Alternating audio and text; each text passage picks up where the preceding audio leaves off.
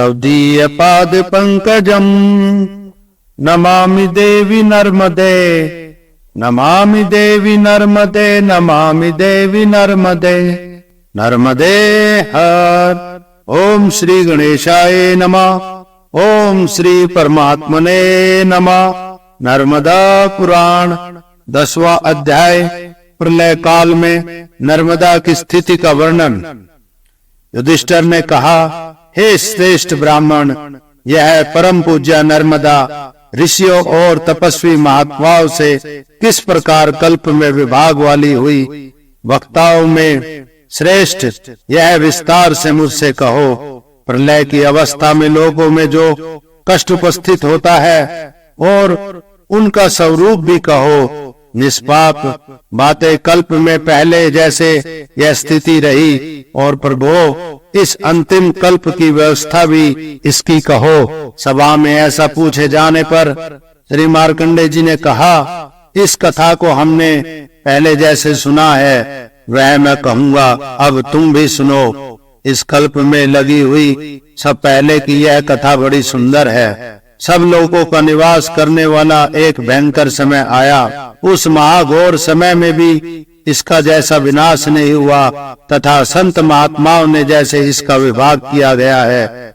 उस कथा को तुम लोग सुनो। नर्मदे हर। नर्मदा पुराण का अगला अध्याय सुनने के लिए मेरे चैनल धर्म यात्री को सब्सक्राइब करें, बेल आइकन पर प्रेस करें। मैया की महिमा को अन्य लोगों तक पहुंचाएं, वीडियो को शेयर करें। नर्मदे हर। ब्रह्मा का एक दिन बीतते ही प्रलय काल उपस्थित होने पर उनके मानस पुत्र साक्षात उन्हीं के समान श्रेष्ठ सनक, सनंदन, सनातक, सनत कुमार आदि महात्मा, जो दूसरे देवगण, यम, इंद्र, वरुण आदि लोकपाल, ये सभी लोकों के वृत्तांत में तत्पर, लोक मर्यादा के संरक्षक, अपने अधिकार के समय तक ठहरते हैं। तदंतर कल्प समय उपस्थित होने पर इनका श्रेष्ठ ज्ञान और आयु युग भी व्यवस्था के अनुसार नष्ट हो जाती है। वे भूलोक को छोड़कर तब भुवर लोक चले जाते हैं। स्वर्ग महालोक को, जन तपोलोक को और इन लोगों को क्रमशः जोड़ते हुए सत्यलोक का आश्रय लेते हैं। युग सहस्त्र पर्यंत पुत्र पोतों से युक्त होकर जब जगत की सृष्टि हो तब तक सत्यलोक में रहते हैं। ब्रह्मा जी के पुत्र कोई प्रथम नहीं होते। वे त्रिलोकी को छोड़कर आधार रहित परितत्व में प्रवेश करते हैं। उनके साथ ही जो अन्य तपस्वी ब्राह्मण होते हैं, वे ज्ञानी भी परतत्व में प्रविष्ट होते हैं। यक्ष, राक्षस, पिशाच और दूसरे देवगण, ऋषि तथा दूसरे विविध वर्ण व अन्य तलवासी जीव भी भूमि के साथ ही सब दुखी हो जाते हैं। उस समय 100 वर्ष पर्यंत सर्वथा वर्षा न हुई। उससे वृक्ष लताओं का विनाश हो गया। संसार का क्षय करने वाली यह भयंकर अनावृष्टि थी, तीनों लोक को व्याकुल करने वाली, जिससे 7 समुद्र भी सूख गए। तब सभी लोग भूखे दशों दिशाओं में घूम रहे थे।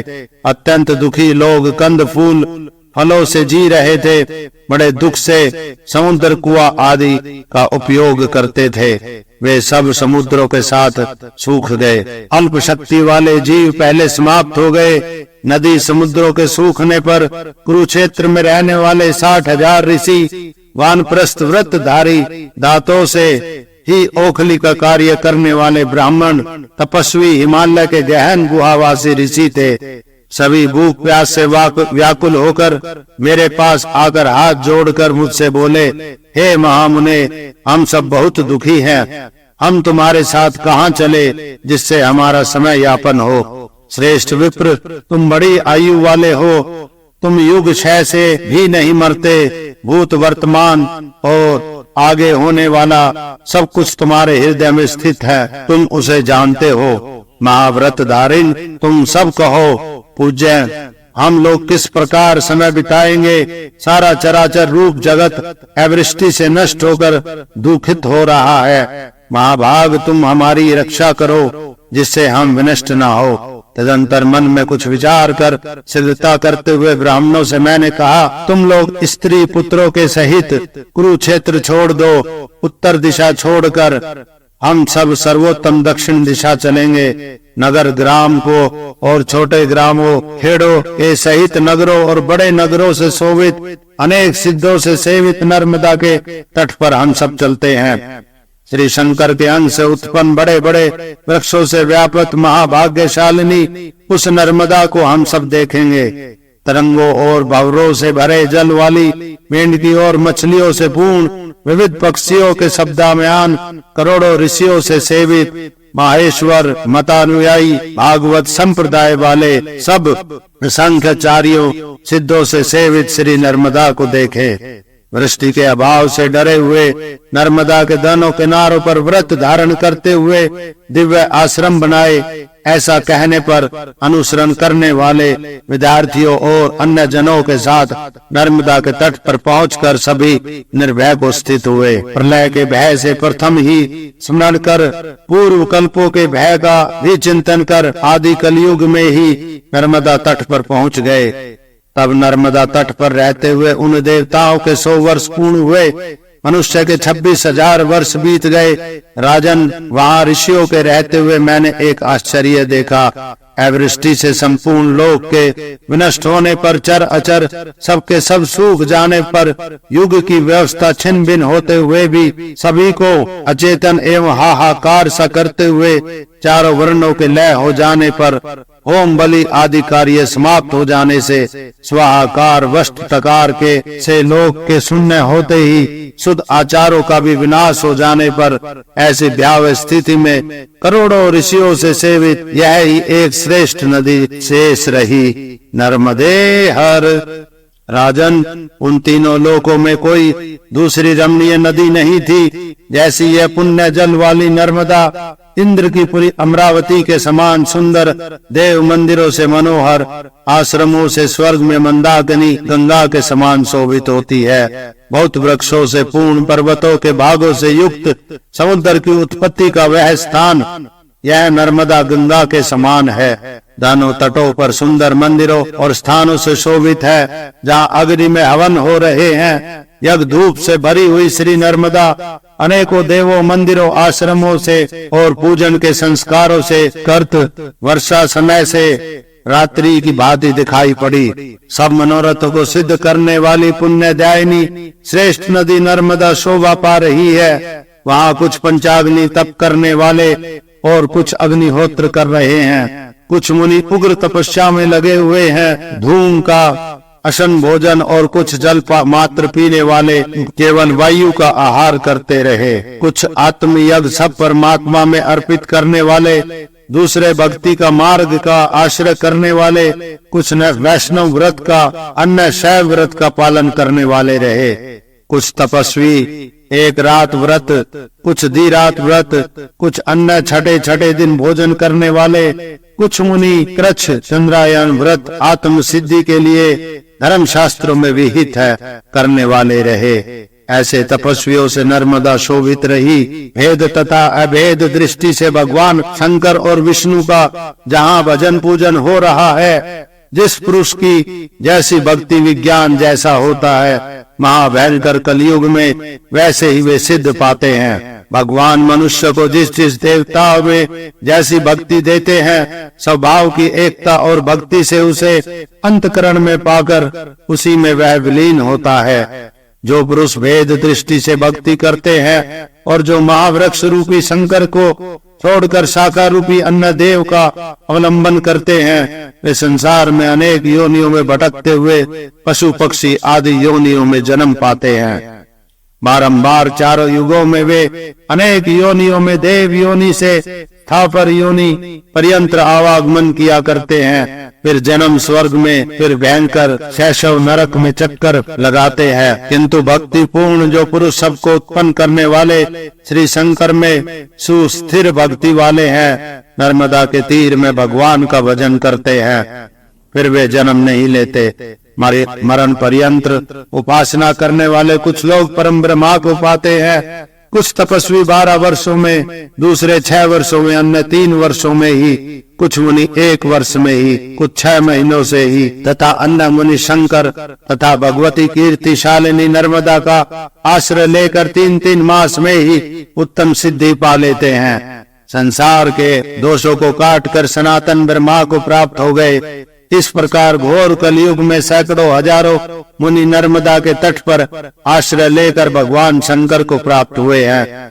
ऐसे महात्मा जो ब्राह्मण नर्मदा के तट पर पहुंचकर शिव की आराधना में तन्मय होकर भक्ति पूर्वक पूजा कर उन शिव को ही पाते हैं और ध्यान, पूजन, जप तथा महाव्रत आदि उपायों से जो नारायण का निरंतर चिंतन करते हैं, वे श्वेत वस्त्रधारी महात्मा राजहंसों की भांति संसार समुद्र के पार पहुंच जाते हैं। यह सत्य है, बिल्कुल सत्य है, यह सत्य है। हाथ उठाकर यह कहा जाता है, जो सर्वदा सिद्ध है वह कि सदा नारायण ही का ही चिंतन करना चाहिए। जो पुरुष इंद्रियों को तथा मन को वश में करके नर्मदा के तट पर 1 मास या पक्ष पर निवास करता हुआ भगवान शंकर का पूजन करते हैं, हे राजन, महातेजस्वी वह पुरुष साक्षात देवादिदेव शंकर का हो जाता है। कीड़े, पतंगे, पक्षी, चींटे ऐसे ही अन्य जीव जो नर्मदा के जल में मरते हैं, वे दिव्य रूप संपन्न उत्तम कुल में उत्पन्न होकर 100 वर्ष पर्यंत धर्म परायण होते हैं। टेढ़े वृक्ष जो समय आने पर बड़ी तरंगों के प्रबल वेग से कटे मूल वाले होकर गिरते हैं, वे नर्मदा के जल से नष्ट पाप वाले प्रकाशित होकर स्वर्ग की शोभा बढ़ाते हैं। जिनकी सब कामनाएं नष्ट हो चुकी हैं, वे पुरुष जो सकाम भक्त नर्मदा का तट पाकर वहां मृत्यु पाते हैं, वे जड़ अंधमूक भी स्वर्ग जाते हैं। फिर शंकर में पवित्र भक्ति वाले ब्राह्मणों का कहना है कि मास भर उपवास करने से, सुखाए गए शरीर वाले शिव के पूजन से वह विष्णु की भावना करने वाले पुरुष उस गति को नहीं पाते हैं जो पुरुष नर्मदा के तट पर निवास करते हुए अविनाशी शंकर व नारायण की मन से परम पवित्र होकर पूजा करते हैं।